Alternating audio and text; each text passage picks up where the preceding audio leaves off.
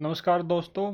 क्या आप जानते हैं खरीफ क्रॉप के कल्टीवेशन का इंडिया में क्या स्टेटस है लास्ट 5 इयर्स के कंपैरिजन में। देन कौन सी सबसे एग्रीकल्चरल कमोडिटी सबसे ज़्यादा इंपोर्ट की जाती है। स्लाइड इन इंडियन रुपी का मतलब क्या है, इसको टैकल करने के लिए क्या क्या स्टेप्स लिए जा सकते हैं। आरबीआई की स्टोरेज और पेमेंट सिस्टम डाटा गाइडलाइंस क्या हैं। एंड मनी मल्टीप्लायर क्या होता है, ये कैसे चेंज होता है। If you know all these things, that is well and good. If you don't, let's start with questions. First is with reference to the cultivation of kharif crop in India in the last 5 years.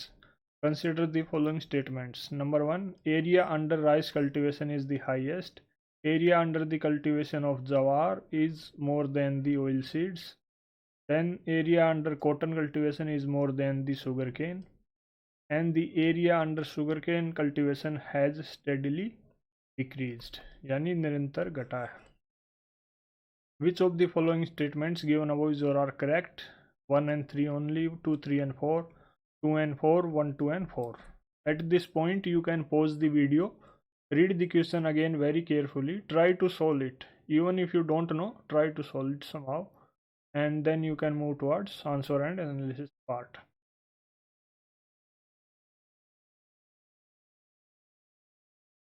In this case correct answer is A, यानी first statement or third statement both are correct, second and fourth are incorrect.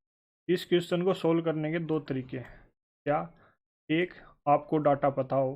Data कहाँ से मिलेगा? जो ministry of agriculture and farmers welfare की website है वहाँ से आपको डाटा मिलेगा। आप डाटा से अपडेट रहिए and then you will be able to solve such question.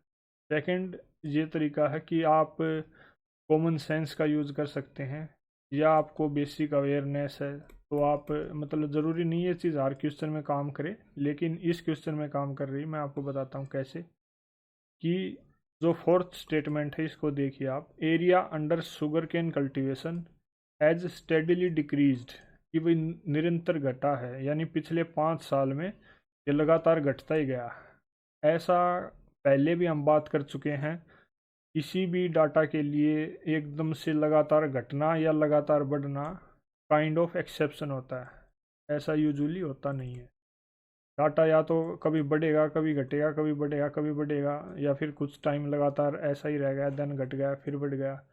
तो डाटा की जो ट्रेंड है वो इस टाइप की रहती है। उस बेसिस पे आप फोर्थ स्टेटमेंट को एलिमिनेट अगर करें तो आपका फोर्थ फोर्थ और फोर्थ तीनों ही ऑप्शन गलत हो गए, तो ओनली आपका ए ऑप्शन बचता है, जिसकी मदद से आप इस क्वेश्चन को ठीक करेक्ट कर सकते हैं, मार्क कर सकते हैं, अगर आपको डाटा की नॉलेज नहीं है तो।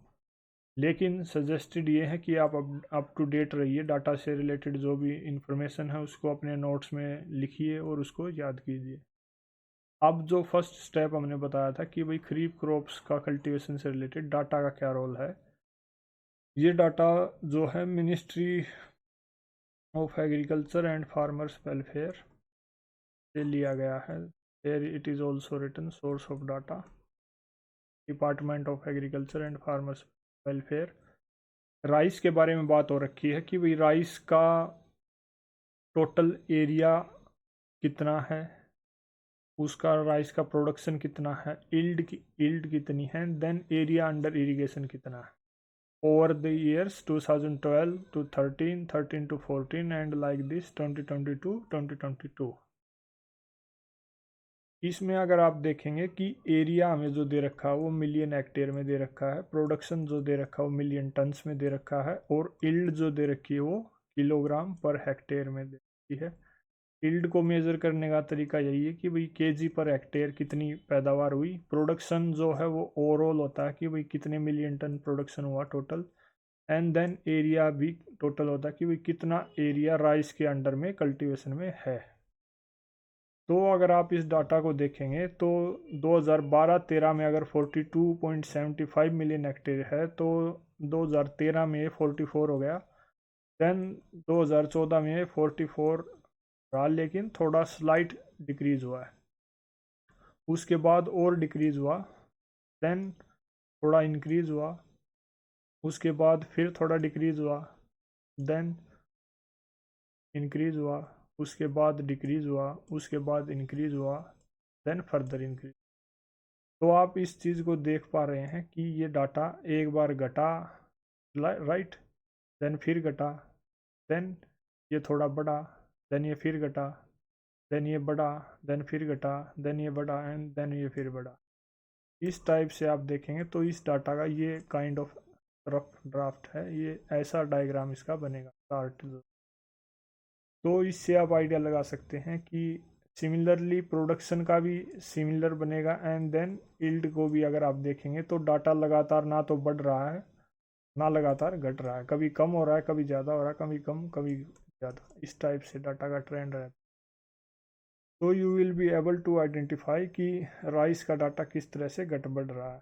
इंडिया राइस का टॉप एक्सपोर्टर है, you can see 130.29 million hectare, million ton sorry, and then उससे पहले 124, उससे पहले 118, 116, 112।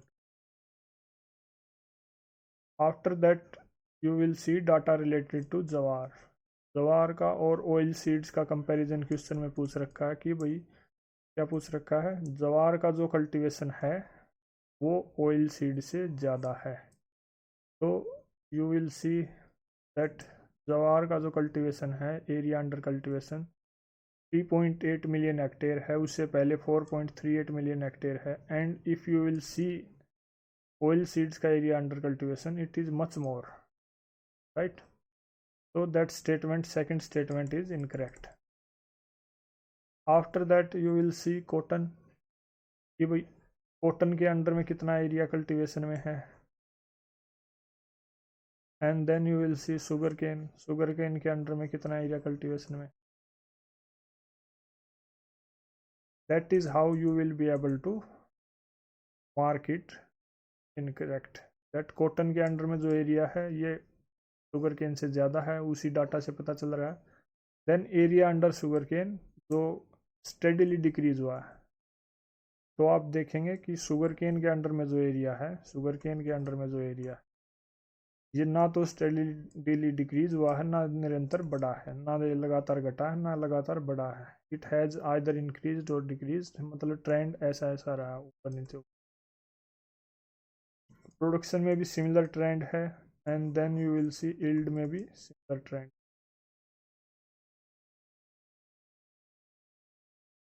Next is among the agricultural commodities imported by India, which one of the following accounts the highest imports in terms of value in the last 5 years? Spices, fresh fruits, pulses, vegetable oils.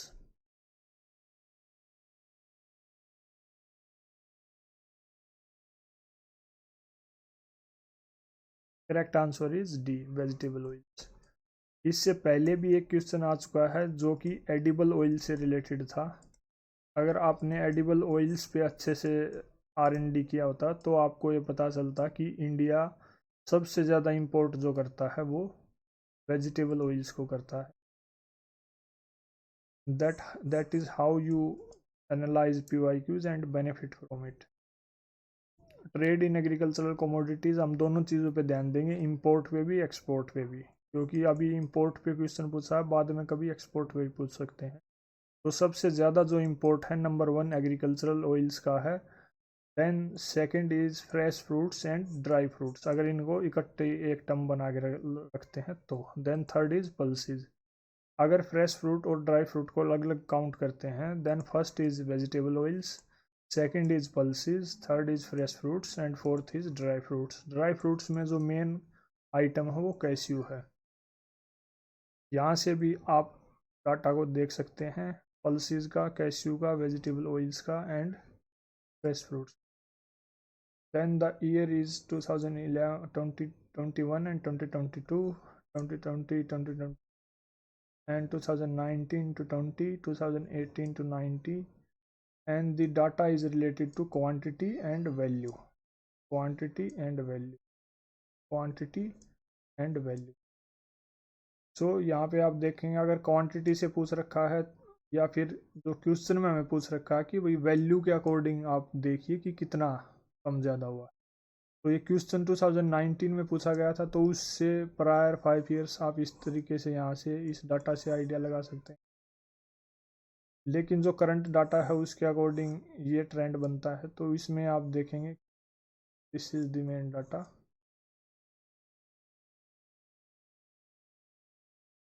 And you will be able to identify that सबसे ज़्यादा import जो है वो vegetable oils का हुआ है, and second is fresh fruits and dry fruits, and third is pulses. Export के case में क्या सिचुएशन है, एक्सपोर्ट सबसे ज़्यादा राइस का है, second is sugar and third is wheat. Rice में दो कैटेगरी की राइस इंडिया एक्सपोर्ट करता है, एक है basmati rice and second is non basmati rice. अगर इन दोनों कैटेगरी को अलग अलग रख के कैलकुलेट किया जाए तो भी राइस सबसे ज़्यादा एक्सपोर्ट किया जाता है, उस कैटेगरी में नॉन बासमती राइस सबसे ज़्यादा, and second is sugar, third is wheat, and then basmati rice in that case fourth number पे। इसका भी डाटा आप मिनिस्ट्री ऑफ एग्रीकल्चर की ऑफिशियल वेबसाइट से निकाल सकते हैं। राइस, व्हीट, देन शुगर, ये ईयर वाइज कंपाइलेशन है, and then quantity and value, quantity and value, quantity, value and quantity, and this is the data.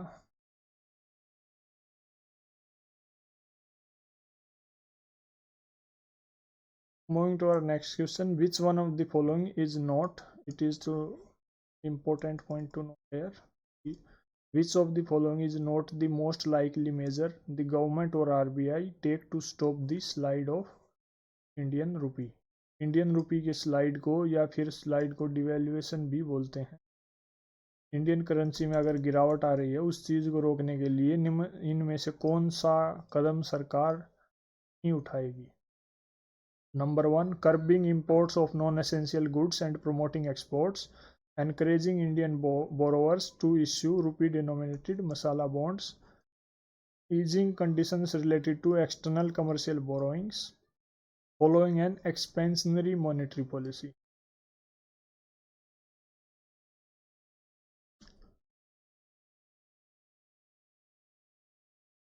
In this case correct answer is D, यानी government इस step को नहीं लेगी अगर रुपी में devaluation हो रहा है, उसमें स्लाइड हो रहा है। In that case slide in rupee या फिर करेंसी डेप्रिसिएशन से मतलब क्या है कि भाई स्टीप डिक्लाइन होना किस चीज़ में, करेंसी की वैल्यू में। ऑलरेडी 2019 में ही लेक्चर 16 क्वेश्चन 8 में हमने इसको डिस्कस किया है कि भाई करेंसी क्राइसिस क्या है, उसके कोजेज एंड सॉल्यूशंस क्या हैं। ये भी सिमिलर क्वेश्चन है कि भाई उसके कोजेज क्या होंगे कि अगर इंडिया और रिलायंस करता है, ऑयल इंपोर्ट्स पे ज़्यादा डिपेंडेंस है इंडिया की, तो उस सिचुएशन में क्या होगा कि करंट अकाउंट जो है डेफिसिट क्रिएट होना शुरू हो जाएगा, क्योंकि ऑयल के प्राइसेस अगर बढ़ते हैं तो in that situation India has to pay more and India is not in a position to fulfil the commitment. Then there is lack of export promotion and lack of physical discipline. Physical discipline के बारे में भी already बात हो चुकी है कि अगर सरकार का खर्चा उसके रेवेन्यू से ज़्यादा है, इन दैट सिचुएशन वो डेब्ट की सिचुएशन में आ जाती है। And then fourth point is tightening of monetary policy by RBI to control inflation. Tightening of monetary policy मतलब क्या है कि अगर RBI इंटरेस्ट रेट बढ़ा देता है, क्यों, ताकि मनी सप्लाई को कम किया जा सके, that is called tightening of monetary policy by RBI। Interest rate अगर ज़्यादा होगा तो लोगों को बैंक में पैसा रखने में ज़्यादा फ़ायदा होगा, क्योंकि उस वहाँ पे उनको ज़्यादा इंटरेस्ट रेट या फिर रिटर्न मिल रहा है। इन दैट सिचुएशन जो मार्केट में मनी सप्लाई हो कम हो जाएगी। कुछ मेजर्स या स्टेप्स इसको कम करने के कि करेंसी डिप्रिसिएशन को कैसे रोका जाए या फिर कम किया जाए। सबसे first and most important is cut off non essential imports. जो भी नॉन एसेंशियल इम्पोर्ट्स हैं उनको कम कर दें, एंड देन एक्सपोर्ट को ज़्यादा से ज़्यादा प्रमोट करें। Second is reduce demand of dollar in India, and then third is issue masala bonds. Masala bond क्या होते हैं, लेक्चर नंबर 5 क्वेश्चन नंबर 10 में ऑलरेडी डिटेल से डिस्कशन हो चुका है। Then there is issuing NRI bonds and raising interest rates, and then easing external commercial borrowings.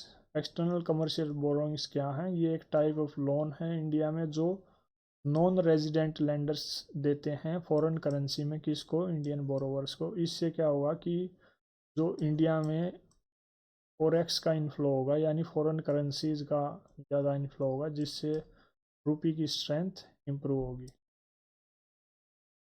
After that, consider the following statement. The Reserve Bank of India's recent directive relating to storage of payment system data, popularly known as data dictate, command the payment system providers that they shall ensure that the entire data relating to the payment systems operated by them are stored in the system only in India. Then they shall ensure that the systems are owned and operated by public sector enterprises. They shall submit the consolidated system audit report to the CAG by the end of the calendar year. Which of these statements given above are correct? 1 only, 1 and 2 only, 3 only, 1, 2 and 3.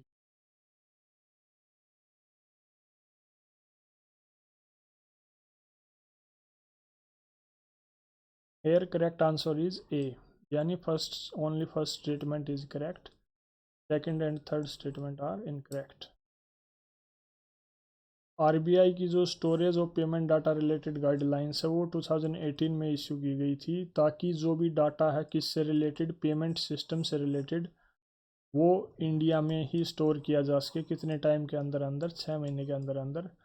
Payment system operators इनको बोलते हैं जो banks हैं। और data से मतलब क्या है कि भाई जो भी कस्टमर का नाम है, phone number, email ID, Aadhaar number, account number, pin, OTP वगैरह से रिलेटेड जो भी डाटा होता है किसी भी कस्टमर का, वो सब डाटा की कैटेगरी में आता है और उसको आरबीआई ने विद इन इंडिया स्टोर करने के लिए बोला। देन अगर क्रॉस बॉर्डर ट्रांजैक्शन होता है, अगर एक कंट्री से दूसरी कंट्री के कंटेक्स्ट में ट्रांजैक्शन है, इन दैट केस कुछ डाटा अगर ज़रूरी है तो उसकी एक कॉपी अब्रोड यानी दूसरे देश में स्टोर की जा सकती है अगर उसकी ज़रूरत है तो।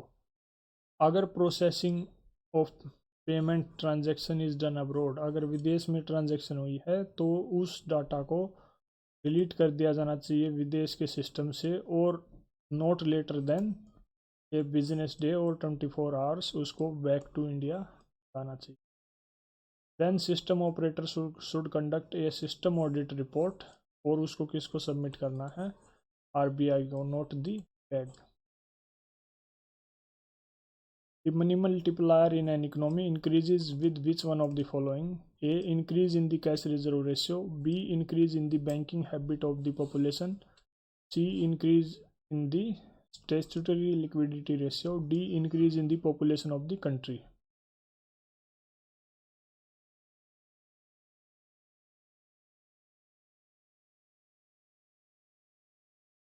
B is the correct answer in this case. Money multiplier क्या है इसके बारे में बात करेंगे। अगर लोगों की बैंकिंग हैबिट इंक्रीज होती है तो मनी मल्टीप्लायर इंक्रीज होगा।